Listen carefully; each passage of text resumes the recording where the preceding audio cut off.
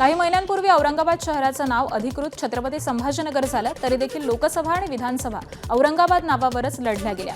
मात्र आता होत असलेली महापालिकेची निवडणूक छत्रपती संभाजीनगर या नावानं होतीये. त्यामुळे महापालिकेमध्ये निवडणूक लढवण्यासाठी अर्ज दाखल करताना शहराचं नाव छत्रपती संभाजीनगर असं लिहिणं गरजेचं होतं. मात्र प्रभाग क्रमांक 5 मधून अपक्ष निवडणूक लढत असलेले सौदागर शबुद्दीन यांनी अर्जामध्ये शहराचं जुनं नाव म्हणजेच औरंगाबाद लिहिलं. नियमानं हा अर्ज बाद होणं गरजेचं होतं, मात्र तसं झालं नाही. यावरती आता मंत्री संजय शिरसाट आणि भाजपच्या अतुल सावेंनी संबंधित अधिकाऱ्यावरती कारवाईची मागणी केली. गंभीर प्रकरण माझ्यासमोर आणलेलं आहे. मी आत्ताच हे जे काही निवडणुकीचे प्रमुख असतात, कोण आरोप जे कोणी असतील त्यांना सुद्धा मी पाठवणार आहे आणि का केलं नाही याची या संदर्भात निवडणूक आयोगाला त्यांच्यावर कारवाई करायला सुद्धा सांगणार आहे. या शहराचं आपल्या नाव आता छत्रपती संभाजीनगर आहे आणि सगळ्यांनी आपल्या उमेदवारी अर्जावर छत्रपती संभाजीनगर लिहिलेलं आहे आणि जर अशा कोणी उमेदवाराने त्याच्यावर औरंगाबाद दिलं असेल तर कल्याण पश्चिमेला झालेल्या सभेमध्ये एकनाथ शिंदेंनी ठाकरेंच्या शिवसेनेवरती टीकास्त्र सोडलं. दूसरों का सहारा लेकर तैरने वाले लोग हमें डुबाने की कोशिश कर रहे हैं असं एकनाथ शिंदेंनी सुनावलं. मात्र आपण कोणाला घाबरत नाही, लाडक्या बहिणी आपल्या सोबत आहेत असं शिंदेंनी म्हटलंय. जे करतो ते खुलेआम करतो असंही त्यांनी म्हटलंय. काही जण आपल्याला दररोज टीका करतात, सगळ्यांवर करतात. प्रधानमंत्र्यांनाही सोडत नाही, मुख्यमंत्र्यांना करतात. एकनाथ शिंदे तर रोज लागूच आहे. मी त्यांना एवढंच सांगतो, दूसरों का सहारा लेकर तैरने वाले लोग हमें डुबाने की कोशिश कर रहे हैं. पण या लाडक्या बहिणींचा आशीर्वाद माझ्या मागे आहे, तोपर्यंत मला कसली चिंता बिलकुल नाही. मी कोणालाही घाबरत नाही.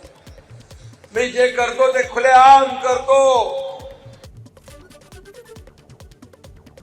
निवडणूक यंत्रणा आणि नागपूर महापालिकेच्या बेजबाबदार कारभारामुळे नागपुरात 4 अपत्य असूनही एका महिला उमेदवाराचा अर्ज छाननीमध्ये बाद ठरवण्यात आला नाही. त्यामुळे ती महिला उमेदवार निवडणूक मैदानामध्ये कायम आहे. प्रभाग 36 क मधून राष्ट्रवादी शरदचंद्र पवार पक्षाच्या उमेदवार पुष्पा वाघमारे यांनी त्यांच्या पक्षाकडून उमेदवारी अर्ज दाखल केला होता. अर्जासोबत दिलेल्या प्रतिज्ञापत्रामध्ये त्यांनी 4 अपत्य असल्याचं नमूद केलं होतं. त्याबरोबरच त्यापैकी 2 अपत्यांचा जन्म 12 सप्टेंबर 2001 नंतर झाल्याचंही स्पष्ट झालं होतं. मात्र तरी देखील निवडणूक यंत्रणेतील ढिसाळ कारभारामुळे पुष्पा वाघमारे यांचा अर्ज हा छाननीमध्ये वैध ठरवण्यात आला. एबीपी माझानं या संदर्भामध्ये उमेदवार पुष्पा वाघमारे यांच्याशी संपर्क साधलेला असता त्यांनी कॅमेरासमोर प्रतिक्रिया देण्यास नकार दिला. मात्र अपत्य संदर्भातल्या नियमाची त्यांना माहिती नव्हती आणि त्यांनी 4 मुलं असल्याची माहिती ही प्रतिज्ञापत्रामध्ये नमूद केली होती. त्यामुळे या प्रकरणामध्ये आपली कोणतीही चूक नसल्याचं मत त्यांनी व्यक्त केलंय. दुसऱ्या बाजूला निवडणूक यंत्रणेतील अधिकारी या संदर्भामध्ये काहीही बोलण्यास तयार नाहीत. मतदानाचा टक्का वाढवण्यासाठी पिंपरी चिंचवडमधील 2 सोसायट्यांनी एक आदर्श निर्माण केला आहे. महापालिकेच्या निवडणुकीसाठी 15 जानेवारीला मतदानाचा हक्क बजावणाऱ्या प्रति कुटुंबाला मेंटेनन्समध्ये 1000 रुपयांची सूट दिली जाणार आहे. ही मुभा मिळवायची असेल तर मतदानाचा हक्क असणाऱ्या कुटुंबातील प्रत्येकानं मतदान करणं बंधनकारक असेल. साहजिकच सोसायटीवरील याचा भार पडणार आहे आणि यासाठी वर्षभरातील एखाद्या सांस्कृतिक कार्यक्रमामध्ये हात आखडता घेण्याचा निर्णय सोसायटीनं घेतलाय. सुशिक्षित मतदार मतदान करत नाही हे लोकसभा आणि विधानसभेमध्ये प्रकर्षानं जाणवल्यामुळे लोकप्रतिनिधी हे दुर्लक्ष करतात आणि त्यामुळे सोसायटीनं हा निर्णय घेतलाय. आमच्या मनातील भावना आहे की सोसायटी धारकांचे प्रश्न ह्या लोकशाहीच्या वातावरणात महानगरपालिकेमध्ये दुर्लक्षित केले जातात.